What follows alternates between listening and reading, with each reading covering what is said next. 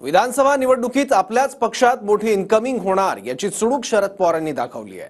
मोठा धक्का अजित पवारांनाच बसेल असं दिसतंय, कारण विद्यमान आमदारांसह 2 इतर नेत्यांनी विधानसभेच्या तिकिटासाठी शरद पवारांची भेट घेतली आहे। पाहूयात।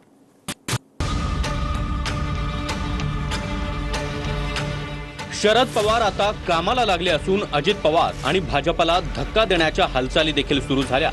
दादांचे आमदार आणि नेते उघडपणे शरद पवारांना भेटतात। माढ्याच्या अजित पवारांच्या राष्ट्रवादीचे आमदार बबनदादा शिंदे यांनी शरद पवारांची पुण्याच्या मोदी बागेत भेट घेतली। भोसरी विधानसभा मतदारसंघातून इच्छुक असलेले विलास लांडे हे देखील पवारांना भेटले।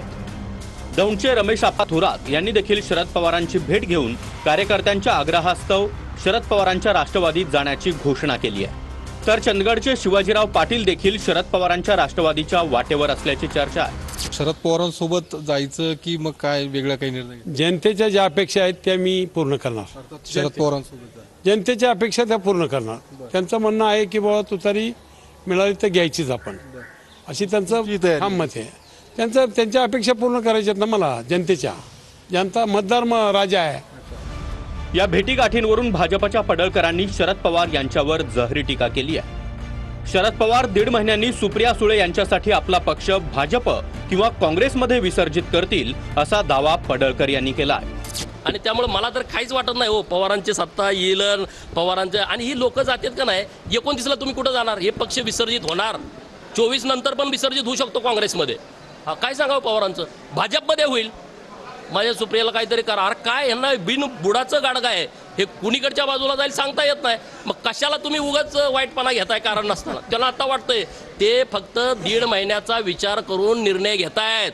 अरे तुम्ही 5 वर्षाचा 10 वर्षाचा तुमच्या स्वतःचा आणि महाराष्ट्राचा विचार करून निर्णय घेतला तर तो नेता तुतारीचा निर्णयच घेऊ शकत नाही घेऊ शकत। येत्या 10 दिवसांमध्ये विधानसभा निवडणुकीची घोषणा होईल। त्यामुळे ज्या ठिकाणी मित्रपक्षांचे विद्यमान आमदार आहेत तिथं तिकीट मिळणार नसल्यानं अजित पवारांचे नेते शरद पवारांच्या राष्ट्रवादीत जाण्यासाठी इच्छुक आहेत। माढ्यातून आमदार आहेत अजित पवारांच्या राष्ट्रवादीचे बबनदादा शिंदे। मात्र अजित पवारांच्या राष्ट्रवादीतून लढण्यापेक्षा त्यांची शरद पवारांच्या तुतारी चिन्हावर लढण्याची इच्छा असल्याची माहिती आहे। परवाच बबनदादांचे पुतणे धनंजय शिंदे यांनी देखील माढ्यातून शरद पवारांची भेट घेत तिकीट मागितलंय। विलास लांडे अजित पवारांच्या राष्ट्रवादीचे नेते असून ते भोसरीमधून इच्छुक आहेत।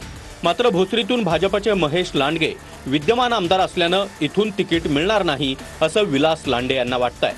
त्यामुळे त्यांचा शरद पवारांच्या राष्ट्रवादीकडे कल आहे।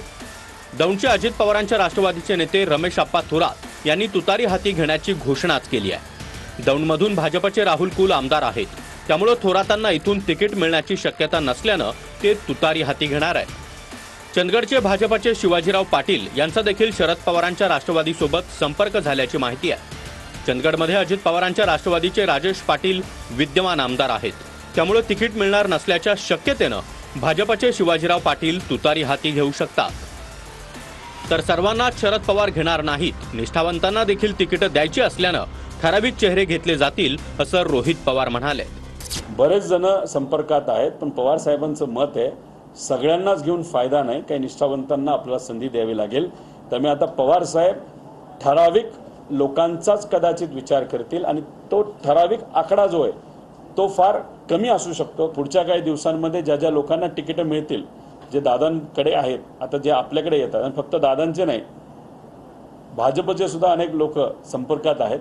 त्यामुळे कोणाला तिकीट मिळतंय कसं मिळतंय याच्यावरून तुम्हाला अंदाज येईल की कोणाकोणाला संधी दिली।